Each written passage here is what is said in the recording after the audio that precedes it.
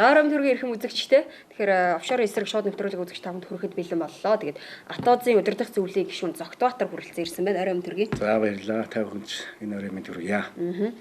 За тэгэхээр Атозын үйл ажиллагаа сүүлийн үед ямар хөө байдалтай байна? Өмнө бас нөгөө үйл ажиллагаа ихснээс хойш тасралтгүй албан бичгүүдийг бас улсын хурл бол засгийн газар одоо гишүүд болоод бүхий л одоо албаны байгууллагуудад хөргүүлсэн шүү дээ. Энд ямарваа нэгэн хариунууд ирвүү? Ер нь төр засаг ямар нэгэн зочроо өгвүү? Та бас энэ бичгүүдээ бас авчирсан байна. Үзэгчтэй бас танилцуулахгүй ямар бичиг өгсөн талаараа. Тий. Ер нь бол бид нар анх офшор гэдэг асуудлыг бол монголчууд мэддэггүй байлаа шүү дээ. Офшор гэдэг үгийг ч мэдэхгүй байсан. Тэгвэл Атоз гэдэг одоо ард түмний он төр зөвлөл бол анх байгуулагдаад ард түмэнд энэ офшорын асуудлыг ялангуяа ойлгуулах. За ямар учиртай офшор гэж юу юм бэ? Энэ офшор данс ер нь хаана байдгийг, ямар бүсэд байдгийг энэ бүгдийг бол бид нар тайлбарлсан үндсэн дээр Монголын ард түмэн сайн мэддэг байсан. Тийм учраас анх удаа бид нар ингэж уриалга гаргасан. Ард түмэндээ сонирдуулж байгаа юм. Өөрөөр хэлэх юм бол энэ уриалгаараа энэ одоо офшор гэж юу юм бэ? Офшортой холбогдлолтой юу? Энэ одоо улс төрчдийн энэ офшор данстай хамааралтай улс төрчид гэж одоо юу байдгийг тэднийг одоо нийгэмдээ бол ойлгуулахын тулд сонирдуулах гэсэн юм байна. За дараа нь бол бид нар мэдээллийг төрийн дээд 3 өндөрлөгт явуулсан. За энэ бол одоо 1 сарын 20-нд явуулсан. За энэ бол одоо бас л төрийн дээд удирдлагуудаа бид нар төрийн бус байгууллагууд бол ийм асуудал байна гэдгийг л одоо сонирдуулж мэдэгдэж байгаа юм. За энийг бол одоо төрийн дээд байгууллагууд тэр удирж байгаа хүмүүс нь бол энийг бол анхаарах хэрэгтэй. За энэ бол ингээд бодит юу. За дараа нь бол бид нар элбэгдэрч Монгол улсын ерөнхийлөгчд бас шаардлага хургуулсан. Өөрөөр хэлбэл та энд анхаараач. Үндэсний аюулгүй байдалд энэ офшорын асуудал нөлөөлөх гээд байна. Тийм учраас энд анхаарлаа хандуулаач гэдэг асуудал тавьсан. За энэ бол ингээд бид нар за дараа нь бол одоо их хурлын дарга одоо Мегомби инкул даргад одоо тулгын шаардах бичиг.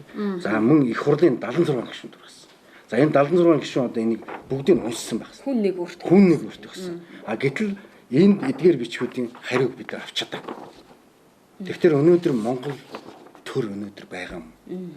Энэ төрийн одоо засаглалын ялзрал бий болчихлоо. Өөрөөр хэлэх юм бол төр өнөөдөр хуулийн дээдлэх ёстой. Хуулийн дээдлжиж одоо ард түмэнтэйгээ хамт байна. Ард түмнийхээ үгийг сонсох ёстой. Бид бол одоо төрийн бус байгуулалт мэдээлэх ёстой. Өнөөдөр юу болоод байна? Монгол улсад юу болоод байна? Эдийн засгийн хямрал болоод байна уу? Санхүүгийн хямрал болоод байна уу? Энэ засаглалын хямрал болоод байна уу? Энэ бүгдийг одоо бид нар мэдээлэх л үүрэгтэй шүү дээ. Тэгтэл энийг одоо шийдээгүй. Бид нар бүр одоо хоног тоолж үзсэн.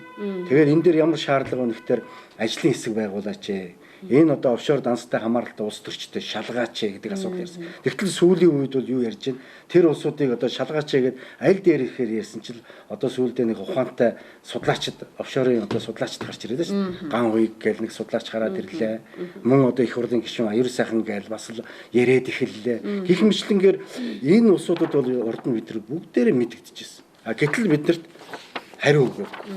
За тэгтэл бид нар бас одоо зөвхөн одоо их хурлын гишүүд юунууд хандаа зогсохгүй одоо хууль хяналтын байгууллагт хандсан юм байна. Жишээлбэл одоо ингээд бид нар энэ их хурлын дарагт одоо явуулсан бичиг энэ байна. Энэ одоо ингээд хавсралт бол одоо 23 одоо хуудас хавсралтай ийм бичиг явуулсан. Одоо энэ төрийн байгууллагууд чи яаж ажиллаад байна? Энэ офшорд энэ одоо хөрш орнууд чинь одоо яагаад шүү дээ тэмцээд шүү дээ. Гэтэл бид яагаад тэмцэхгүй байгаа юм бэ?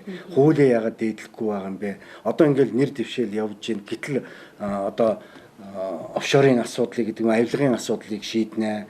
Хуулийг дээдлэнэ гэвэл хөтөлбөртөө заасан байна. Гэтэл өөрөө одоо хэд хонж байна? 120 гаруй хоног л одоо хуулийг дээдлэхгүй ингээл хариу өгөхгүй шүү. Энийг бид юу гэж үзэх юм бэ? Жишээлбэл бид энийг бол одоо бид нар төр ирэх барьж байгаа одоо хүмүүстэй л хандна шүү дээ. Өөр бид нар хэнд хандах вэ? Гэх мэтлэнгээ ингээд бид нар явуулсан одоо бичиг энэ ерөнхий сайд явуулсан. Их хурлын өргөдлийн байнгын орон дарга саран гэрэлд явуулсан. Бас хариу байхгүй. Бүгд ингээ хариу өгөхгүй. 76 гишүүн бүгд энийг уншсан. Энэ одоо юу болж ийн гэхээр бид нар энэ дээр бас анхааруулсан. Өөрөөр хэлэх юм бол их хурлын гишүүний 37 дугаар одоо их хурлын тухай хуулийн 37 дугаар зүйлд их хурлын гишүүний хориглох зүйл байгаа. Тэн дээр юу гэж заасан байна гэхээр одоо ямар нэгэн гэмт хэргийг юм уу нуун дарагдуулсан байх юм бол хариуцлах хүлээх тийм залт байгаа байхгүй. Гэтэл тийм байхгүй. Тий. Тэгтэл одоо офшорын тухай бас хууль батлалаа л гэж ярьж байгаа шүү дээ. Тий. Тэгэхээр засгийн газар төр засаг маань өөрсдөө хуулийг хэрэгжүүлж огтхон одоо чадахгүй байна гэдэг ерөөхдөө батлан харуулж байна л да. Тий, энэ одоо баримтуудаар харуулж шүү дээ. Одоо бүх их хурлын жийж одоо ингээд жишээлбэл бид нар цагдаагийн ерөнхий газарт одоо ингээд явуулсан. Энэ байж байна. За энэ ямар утгатай юу? За энэ бол одоо бас л энд нөгөө 12 юун дээр гарсан шүү дээ. Одоо нөгөө эрен сурвалжлах олон улсын одоо консорциумаас зарласан 49 хүн зарласан. Түүн дотор одоо 12 хүний нэр байж байгаа энэ дээр. Тэр 12 хүнийх нь нэрээр нь бид нар за эдгээр хүмүүсийг одоо ямар нэгэн одоо офшор данстай юу үгүй юу энэ тал дээр одоо та нарт шалгаж барьж исэн юм байна уу энэ мэдээлэл өгөөч гэсэн хариу байхгүй. Зүгээр одоо нэг юуны мөрдийн шалгах одоо хилцээс нь бол энэ тийм эрүүгийн хэрэг үүсгэсэн юм алгаал гэсэн тийм л мэдээлэл бид нар хүргэсэн. Тэрнээс албан ёсны даргынх нь биднэрт хариу ирээгүй жишээлбэл. За энэ прокурорт мөн одоо шалгагдж байсан уу энэ улсууд одоо жишээлбэл аж ахуйн нэгж байгуулсан байна шүү дээ. Гэтэл аж ахуйн нэгжийг одоо тэр талаараа өөрсдийнхөө мэдээллийг өгч ийсэн юм уу? Тэр хүний талаар энэ 12 хүний талаар одоо их хурлын дотор нь одоо их хурлын гишүүн 5 хүн байж шүү дээ. Одоо сууж байгаа. Тэр улсуудын талаар ч тавьсан мөн хуучин одоо өндөр албан тушаал хашиж хийсэн тийм улсууд. Энд бол аль аль намын улсууд. Арс намын ч хүн байж байна. Монгол Ардын намын ч хүн байж ингээ 12 хүн байгаа байхгүй. Гэтэл энэ бүгдийн хариу байхгүй яа. За мөн одоо татварын ерөнхий газар дээр хэрвээ компани байгуулаад орлогоос татвар одоо төлсөн юм уу үгүй юм уу? Тэр ямар аж ахуй нэгж байгаа. Одоо энэ яригдаад байгаа бүх аж ахуй нэгжүүдээр нь гарах хэрэгтэй байхгүй. Гэтэл одоо энэ татварын ерөнхий газар бас гаргаагүй. Бидэрт хариу өгөөгүй. Энэ бол одоо бид нар бол мэдээлэл авах хэрэгтэй. Тэгэхээр мэдээлэл өгөх эрх зүйн орчин бидэрт одоо байгаад байдаг. Гэтэл хуулийнхаа дагуу өгөх байдал өгдөггүй. Жишээлбэл одоо юу гэдгийг төрийн байгууллагууд бол ажлын 5 хоногт хариу өгөх хэрэгтэй. Жирийн иргэн хүн өргөдөл гомдол гаргах юм бол сарын дотор өгөх хэрэгтэй. Гэтэл өнөөдөр хугацаа бол талиж өглөө шүү дээ. Тэгэхээр өнөөдрийг хүртэл өгөхгүй байна гэдэг нь л бид нар энэ одоо офшорчтой тэмцэж байгаад харин офшорчдыг хамгаалаад байгаа юм байна. Энэ мэтлэн. За авилгатай тэмцэх газар энэ өгсөн байна. Мөн адилхан одоо ингээд одоо төрийн байгууллага одоо олон улсын байгууллага одоо урд нь явж ирсэн тэр яриад идэг шүү дээ туяа цэцэг гэж ярьдаг тийм ээ цэрэн долгор цэнхэр үстэй тийм тэр хүн ч гэсэн ингээд хөрөхөд бид нар чи яваал байдлын нотлол ингээд ирэнгүүд төрийн байгууллагууд гэсэн бид нартай харьцахгүй байна гэдэг байгаа байхгүй сүүлийн үеийн мэдээлэлээр төрийн байгууллага харьцаж ийсэн болохгүй байна гэж яриад байгаа гэтэл тэр хууль эрх зүйн орчин байгаа авилгын эсрэг Нобелийн конвенцээр зохицуулчихсан байгаа шүү. Тэрийгээрээ шийдэл явуулчих хэрэгтэй байхгүй. Тэгэх юм бол асуудлыг шийдэх гээд байгаа. Шийдэхгүй байгаа байхгүй. Тэр нь л одоо харамсалтай байгаа. За тагнуулын ерөнхий газар өгсөн байгаа. Энэ мэтлэнгээр одоо бид нар албан ёсны бичгүүдэд бас ард түмэндээ бас ингээд бас бодиттой мэдэгдъя. Энэ АТОЗ гэдэг байгууллага өнөөдөр байгуулагдаад 100 хоногийнхаа тайланг төрийн бус байгууллагууд ер нь 100 хоногийн тайланг тавьж байгаа. Бид анх удаа тавьсан. Өнөөдөр би бол одоо зөвхөн энэ бичиг хэргийн стандартыг төр ер нь өөрсдөө биелүүлдэг юм уу? Төрийн дээр байгаа удирдлагууд маань биелүүлдэг юм уу? Хэрвээ хуулиа биелүүлэхгүй бол дор байгаа ажилтнууд хэрхэн яаж биелүүлэх юм бэ? Гэх мэтлэнгийн асуудал гараад байгаа юм. Тэгэхээр уул нь бол тэрхүү одоо хушаарт байгаа хүмүүсийн нэр гараад эхлэнгүүт л Монгол улсаас одоо энэ хууль хяналтын байгууллагууд нь өөрсдөө хөдөлж эхлээд өөрсдөө мэдээлэл цуглуулад улс оронтой харьцаад тэдний бүгдийг ингээд шалгаад эхлэх ёстой байтал ард иргэд нь өөрсдөө хүсээд дээрэс нь бүхий л одоо нөхцөл боломжийг баг хангаад мэдгүй л мэдүүлээд бичиг болгоод өгч яхад одоо хүртэл ингэ байж байгаа нь харамсалтай байна л да. Улсууд асуугаад идэх. Энэ тэгээд энэ юу гэж чинь та нар яахгүй яасан. Одоо энэ 17 тэрбум чинь яаж тогтоосон та нар тий жишээлбэл одоо та нар л барыг одоо тагнуул хийгээд гэдэг нэлчлээдэх гэдэг үгүй бид нар мэдээлэл өгнө болцсохгүй энэ мөнч байж болно худлаач байж болно үнэнч байж болно гэхдээ энийг тогтоох хэрэгтэй бид нар ч бас тодорхой хэмжээний олон улсын байгууллага юугаар бас нэг тодорхой хэмжээнд нотлох гэж оролдоод байгаа улсууд шүү дээ энийг бол төрөж шалгах хэрэгтэй төрөл тогтоох хэрэгтэй хэрвээ гаргаад ирэх юм бол энэ 17 тэрбум гэдэг чинь хялбархнаар одоо улсууд бол гайхаад идэг 17 тэрбум яаж гаргасан юм бэ энэ математик аргачлалаар гаргасан санхүү эдийн засгийн одоо хялбаршуулсан судалгаагаар гаргаад ирсэн байхгүй энэ бол хамгийн бага тоо 17 тэрбумыг бол зарим улсууд бол нэг доллар мөнгө гэж ойлгоод байгаа үгүй Монголын баялаг байхгүй энэ 27 жилийн баялаг маань гадагш байгаа энэ гадныханд үйлчлээд тэднэрт боломж олгоод хямдхан боломжийг олгож нөхцөлийн олгож өгөөд гэрээ хэлцээртэй энэ бол үндэстэн дамсан гэмт хэрэг байж болзошгүй байна. Энэ бүхнийг л бид нар хамгийн гол нь төрдөө хүргэж мэдээлж байгаа л улсууд. Гэтэл биднэрт бол ямар нэгэн ард талд ямар нэгэн мөнгө хөрөнгө учраас бид нар хүчин мөхсдөд энийгээ тэр болгон ард түмэнд хүргэж чадахгүй шүү дээ. Тэгээ та нөхөд харин энэ дээр биднэртэй их одоо бидэрт боломж олгоод ингээ яриулж байна. Ер нь танай телевиз л байгаа. Өөр телевизүүд бүр хаалттай гэрээтэй хэнийг ч оруулахгүй. Бид нар ерөөсө хаалттай байгаа шүү дээ.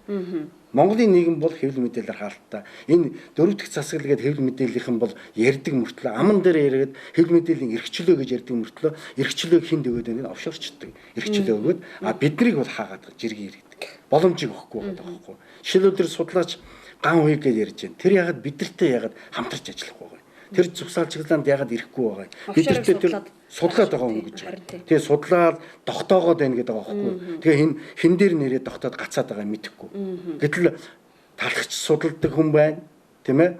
Офшор хийгч судалдаг хүн байна. Хэрвээ тэр хүн судалж байгаа бол одоо жишээлбэл хойд Солонгост монголчууд үйлдвэр гэсэн байна. Нефтийн үйлдвэр гэсэн. Нефтийн үйлдвэр байсан. Тэр нь ямар? Тэгтэл Монголд бид нар чинь өөрсдөө концепцтэй оруулчихад 15 жил тэр одоо цогц концепцтэй оруулсан мөртлөө барьж чадаагүй багт л монголчууд тэнд барьсан. Ямар их ус. Би одоо тэгвэл судалж байгаа ган хүнээс асуух гэдэг. Энэ одоо Солонгост барьсан энэ одоо үйлдвэрийн тэр офшор данснаас байна уу? Нэг бол одоо монголчууд тийм мундаг одоо мөнгөтэй баян болцсон юм уу?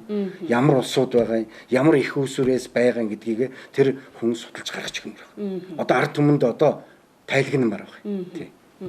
Энэ бас их хачирхалтай асуудал байна л та. Тэгэхээр тэр ард нэгтгэлийн их усүр гэж бас байна л та. Тэр ямар утга учиртай бол ард нэгтгэл гэдэг юу их усүр нь хаанаас гарсан юм? Ер нь яг хөө зүгээр хүн тэр хүний яриад байгаа тэр мөнгө босгоод тэгээд хөрөнгө оруулалт хийгээд ард түмэндээ бас юм хий, улс орондоо юм хий гэж тэр сэтгэлийг бол би хүлээж байна. Тэгээд тэр бол одоо сайхан сэтгэл. Гэхдээ энэ одоо нэг мөнгө босгодог, мөнгөний пирамид үүсгдэг энэ асуудал бол Монголд бол олон тохиолдол шүү дээ. Маш олон хохирогчтой. Тийм хохирогч битгий гараасай л гэж бодож байна. Гэтэл энэ ард нэгтгэлж гинүү, даатгалж гинүү энийг одоо их усүр нь хаанаас гарсан. Бас л одоо бид нар бас судлал байж шүү дээ. Тий? Одоо жишээлбэл баярч гэдэг юм, оюун гэрэлж гэдэг юм уу, тийм ээ? Тэд нэр дэмжиж одоо энэ их усүрээр хийгээд байгаа юм. Энийг одоо судлаач маань одоо хэлмээр шүү дээ. Атоз дээр ирж одоо алтан ган хуйггүй өнөөдөр одоо бидэртээ ирж уулзаач бидэртээ харьцаач энэ асуудалтай хамтдаа тэмцъя энэ бүгд энэ зөвхөн нэг 12 хүний асуудал биш ээ цаан чинь 49 хүн байна энэ асуудлыг хамтдаа шийдэх бол одоо энэ их хурл дэвшиж байгаа 3 одоо дэвшигч бид нар хамтсан гурвууланд нь шаардлага гэх юм уу одоо юу гэх юм гэрээ гэх юм уу те ингээ асуудлыг тавьсан шүү дээ. Тэгвэл биднэрт одоо хариу ирүүлэг биш шүү дээ. Зарим нь одоо ганцаарчилж уулзъя гэсэн асуудал тавьсан байгаа. Зарим нь бол цаанаа эзэнтэй юм эзнээсээ асууя гэсэн байгаа. Ингээд хоёр хүн асуудал шийдэх болох тэр тунаад үлдсэн тэр батулга гэж хүн байгаа шүү дээ. Тэгээд тэр хүн харин эр зориг гаргаад ажлын хэсэг гаргая. Энэ асуудлыг өнөөдөр шийдэж бол энэ асуудлыг одоо ингэж асуудал тавьж болох энийг дараа шийдэж болох юм бол энийг хэрвээ ерөнхийлөгч болох юм бол энийг шийдэж болох юм гээд зориг гаргаад бидэртээ гэрээ байгуулсан шүү. Бид нар гэрээ байгуулсан улсуудтай төрийн бус байгууллага бол бид нар төрийн бус байгууллагын хэмжээнд л ажиллана. Тий. Тэр үнийг одоо хэрвээ тэр хүн гарч ирээд үнэхээр одоо шийдэж чадна гэвэл бид нар тэр үнийг 100% дэмжинэ. Бид нар өөрсдөө сүлжээтэй 21 аймагт 330 сум бүгдэд нь одоо бид нар гарын үсэг цуглуулна гэж бодож байгаа. За тэр ямар учиртай гарын үсэг? Гарын үсэг нь бол одоо жишээлбэл хамтарч ажиллах энэ гэрээг зөвшөөрсөн байх хэрэгтэй. Гэрээг зөвшөөрсөн. Яагаад гэвэл тэр офшор данстай тэр хамааралтай улс төрчдийг төрөөр шалгуулах тэр боломжийг гаргах хэрэгтэй. Мөн тэр дотор бүр авилгын одоо шүүх байгуулна гэж байна. Тийм шүүх байгуулна. Тэр үндэсний аюулгүй байдлын зөвлөл дотор бас ажиллах тэр бүтцийг бий болгоно. Тэгжиж бид өнөөдөр офшорчтоос салж ижил улс орон хөгжинэ. Тэгэхгүй бол офшорчтоос салахгүй бол энэ бид бүгдээр ядуу амьдарч байгаа шүү дээ. Бид бүхэн ядуу л байж шүү дээ. Бүгд өөр зээлтэй. Энэ юунаас офшороос болж байна. Тэр бүх жижиг дунд үйлдвэрүүд энэ бизнесийг эхэлж байгаа энэ улсуудын энэ мөнгнүүд ердөө Монголын зах зээл дээр эргэлдэж исэн бол бид хизээч ийм байдалд орохгүй байсан. Энэ байдлыг чинь бид нэг юм бол. Тэгэхээр бид хамгийн түрүүд энэ асуудлыг шийдэх юм бол ард түмний өрийг дарна. Хэрвээ эхлээд энэ атозын төлөө явж байгаа энэ шудраг ажилласан улсуудын тэр өр төлбөрийг дарах хэрэгтэй. Тэр жирийн иргэдийн, тэр дэтгэвэр авч байгаа ахмадуудын, тэр оюутнуудын, тэр малчтын, тийм ээ, тэр бизнес эрхэлж байгаа улсуудын өрийг эхлээд дараад үлдсэн өр байдаг юм бол тэр Монголынхаа өрийг дарах хэрэгтэй. Яагаад тэр Монголын баялаг гадагш байгаа ингээд үндэстэн дамсан санхүүгийн гэмт хэрэг болж мөнгө угаагаад сүүлдээ сайхан орон сууц болоод сүүлдээ үйлдвэр болоод энэ тэнд улсад үйлдвэр бариад бүр одоо тийм умарч солонгос гэж нэлээд атуу дэглэмтэй газар авчиад үйлдвэр барьна гэдэг бол тэр онцгой асуудал болж байгаа байхгүй. Энэ бол үндэсний аюулгүй байдалд хөвдөж аль талаараа ярьсан их онцгой асуудал болно. Энэ хэрвээ олон улсын төвшөнд мэдэх юм бол энэ ноцтой асуудал болно. Энийг бол одоо шударгаар бид нар бол офшорчдыг бол ер нь ад үзэж байгаа юм биш. Офшорчдыг бид монголчууд тэр хүнийг заавал цаазлах гэж байгаа юм биш. Офшорчд өөрсдөө шударгаар мөнгө оруулж ирье гэх юм бол тэр хүнд ямар нэгэн хариуцлага хүлээлгэхгүйгээр тийм хууль зүйн зохицуулалт хийх ёстой байхгүй. Одоо энэ офшорын хууль гэдэг байгаа. Тэр офшорын хууль бол офшорчд зориулсан тэднийг эвээх гэсэн хамгаалахсан хууль байгаа. Ард түмэн одоо буруу ойлгоод тэр аюур сайхан гэдгийг би аюу шудраг залуу гэж бодоод байгаа. Бас тийм биш юм байна. Бас хөөрхөн тийм жоохон нохой зэлтэй юм байна. Ажлын хэсэг байгуулаад бүлгэн бид нартай хамтран ажлыг хичээд тэгчээд алга болсон шүү дээ. Тэгээ хамтран ажлыгээд бид нар бичиг явуулсан. Ингээд албан бичиг аюур сайхан тэр хамтарч ажиллаж байгаа нөгөө 15 гишүүн гээд тэр бүгдд нь бид нар бичиг явуулсан шүү дээ. Хариу өгөөгүй. Тэгээд цухтаал алга болсон. Тэгээ их хурлын гишүүн иргэдээс төрийн бус байгууллагаар цухтах төр чинь юу гэсэн үг вэ? Тэгээ өөрөө одоо тэнд нэг сайхан уран сайхны юм яриад одоо ингээд өнөөдөр юм яриад явж байгаа байхгүй. Сошиал дээгүүр дүүрэн яриа болсон байлаа. Гэтэл тэр хүн өнөөдөр суулт хийж яхад ирж байгаа юм. Ирсэн мөртлөө тэр хүнээс асуусан шүү дээ бид нар. Энэ авилгын эсрэг конвенц чинь энэ хуулигдсан орчин чинь байна. Тэр офшорын тухай хууль тэр нэмэлт өөрчлөлт хийгээд их шаардлага байхгүй. Өмнөх офшорчдыг хаацайлсан хууль байна. Өмнөх улсуудтай үйлчлэхгүй юм байна. Энээс хойших улсуудтай үйлч. Хойших улсуудтай битгий авилгал аваа. Битгий хууль бус орлого офшорт нуу гэснийг л хааж байгаа юм байна. Өмнөх улсуудтай үйлчлэхгүй юм байна. Энийг захиалгатай хийжээ. Тэр Нямбаатар гэдэг гишүүн өөрөө ч бас ороод байгаа мөгээд бид нар чинь албан бичиг өгөөд ингээд хамтраад ажиллая гэсэн яасан. Биднээс цугтсан. Би бол цугтсан гэж ойлгож байна. Төрийн хүн өөрөө иргэн хүнээсээ цухтаж асуудлаас цухтана гэдэг. Тэр одоо офшор юу авилгын эсрэг конвенцийг асуухтал мэдэхгүй байжсэн шүү дээ. Их хурлын гишүүн мэдэхгүй, тэрний зохицуултыг мэдэхгүй, тийм мэдэхгүй баг. Тэр авилгын конвенцоор чинь биднэрт нэг давуу тал байгаа. Тэр бусад конвенцоос хамгийн их давуу тал нь аливаа улсын төрийн бус байгууллага, тийм ээ? Нүүбэд хандах, ерөнхий нарийн бичгийн дарга нарын газарт хандах боломж нь байна. Боломж нь байна. Тийм учраас тийм бид нар хандцсан. Одоо биднэрт бол хариу хүлээж байгаа бид нар. Олон улсын байгууллагууд хандцсан, хариу хүлээж байгаа. Одоо бид нар энэ 60 тэрбумын асуудал байгаа даа. Энэ ноцтой асуудал байна. Энэ асуудлаас ч гэсэн бид нар асуулга тавиад асуухад бэлэн байгаа. Бид нар мэдээлэл гаргана, асуудал тавина. Бид нар ер нь энэ төрд буруу юм хийгээд байгаа. Энэ төрийн хууль бус одоо орлогыг янз бүрийн улс төрийн юмд ашиглаж байгаа. Энэ л тогтолцоог л арилгах гэдэг шүү дээ. Өнөөдөр атоочдыг өнөөдөр магадгүй өнөөдөр улсууд ойлгохгүй. Эдгээр нэг их атаарх улсууд байна. Өөрсдөө нэг ядуу амьдраад нөгөө одоо юутэй ч гэдэг юм уу ганцхан байшинтай амьдрдаг гэдэг юм уу эдгээр нэг ядуу амьдарч байгаа нөхдүүд одоо ингээл хүний бүх сухад байна ч гэж бодлоо. Бид нар бол одоо цаг цухай үеэс нэг дараа 20 жилийн дараа Монголын эдийн засаг хямрах юмнаас л өрсөн сэргийлээд байгаа байхгүй. Тэгж л хандаад байгаа. Тэр 1825-нд Оросд декабристууд гэж өөрсдөө шин цагийн хүүхдүүд гэж өөрсдөө нэрлэжсэн. Тэгвэл атооччууд бол шин цаг үеийг бас нэг 10-20 жилийн өмнөх харсан шин цагийн хүмүүс л байхгүй. Энд бол одоо залуучууд, ахмадууд, намын улсууд нэгдсэн ийм л улсууд байгаа шүү дээ. Гэхдээ бидэрт дотроо бол асуудлууд бий. Тэрийг нуух юм байхгүй. Зарим нэг нь одоо тагнуулаар ороод ирчихсэн. Зарим нь мэдээлээд явж идэг. Бидний дотор нь хагалах гэж явж идэг. Сошиал ертөнцөөр биднийг одоо ямар нэгэн байдлаар сошиалын ертөнцийн тэр зах зээлийг нурааж унах гэсэн. Нэг хэсэг нь өөр газар урав шарваад явчихсан юм би. Тэрийг бол нуухгүй. Тэрийг хэлнэ. Ард түмэн энийг харин ойлгох байх. Тэгэхээр атоз буюу одоо ард түмний төлөөлөл шүү дээ тийм. Ерөнхийдөө ард түмнээ төлөөлөөд болохгүй байгаа зүйлүүдийг бас төрдөн болоод бүхий л байгууллагад улс орны хэмжээнд авч хэлэлцээч гэж уриалаад шаардаад байдаг одоо ямар ч нэмэр байхгүй байгаа. Гэхдээ одоо тэр нэгдсэн улсын байгууллагад хөргүүлсэн тэрхүү бичгэд хариу өгөхд бас нэлээд уддаг гэж ийсэн. Төр засаг нь оролцож хурдан одоо шийддэг. Тийм болохоор төр засаг бүр оролцохгүй байгаад шиг байна. Төр засаг өнөөдөр оролцохгүй байгаа нь өнөөдөр тэр одоо эрүүгийн хуулийн 243 баг. Тэр заалтыг одоо зөрчиж гин гэсэн. Өөрөөр хэлбэл тэр одоо офшорт байгаа тэр хамааралтай гэмт хэргийн шинжтэй үйлдэл байгаа бол тэрийг хаацаалж байгаа бол өөртөө эрүүгийн хариуцлага хуулийг заалт байгаа. Тэгэхээр төрд байгаа хүнийг одоо шүүх хайхардгүй ч гэдэг юм тийм байж болохгүй шүү дээ. Хин нэг одоо гүтгэж яаж болохгүй шүү дээ. Над ч гэсэн ямар нэгэн асуудал байж болно шүү дээ, тийм ээ. Тэгэхэд намайг гүтгэж энэ хүн одоо тийм ээ энэ хэрэг хийжээ гэд ингээд гүтгээд хүчнээд ингээд явахыг бол тэр одоо дарангуулын шинжил бий болно, тийм ээ. Тэгэхэд би хэзээ нэгэн цаг цагаат туулна гэж явна шүү дээ, тийм ээ. Худлаа хүн гүтгэх юм бол жишээлбэл ийм байдлаар төрд одоо төрийн өндөрлөгт гарсан улсууд хин нэг дарамтлж хин нэг захиалга улс төрийн захиалгаар одоо явах юм бол энийг бол бид нар одоо хүний эрхийн байгууллагууд олон улсын байгууллагуудад бид нар харьцаж байгаа энэ асуудлыг бол тавинаа. Шударгаар тавинаа. Өнөөдөр энэ сонгуул маань шудраг болох ёстой.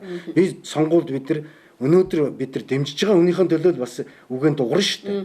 Тэгэхэд нөгөөдөл нь гомдох шаардлага байхгүй. Яагаад гэвэл нөгөөдөл бидний энэ юу хүлээж авахгүй шүү. Гэтэл одоо хүлээж аваад тэр хүн юу гэж хэлж байна? Харин зөрөгтэй Монгол эр хүн юу гэж зөрөгтэй гэж байна? Хэрвээ та нарын энэ шаардлагыг энэ офшор асуудлыг шийдэхгүй бол би огцорноо ерөнхийлөгчөөс шууд огцорно гэдгийг зөрөгтэй хэлж байгаа. Болчих юм бол тэгнэ гэж хэлж байгаа байхгүй. Гэхдээ ийм л улсуудтай л ажиллана шүү дээ. Өөр энтэй ажиллах юм байна.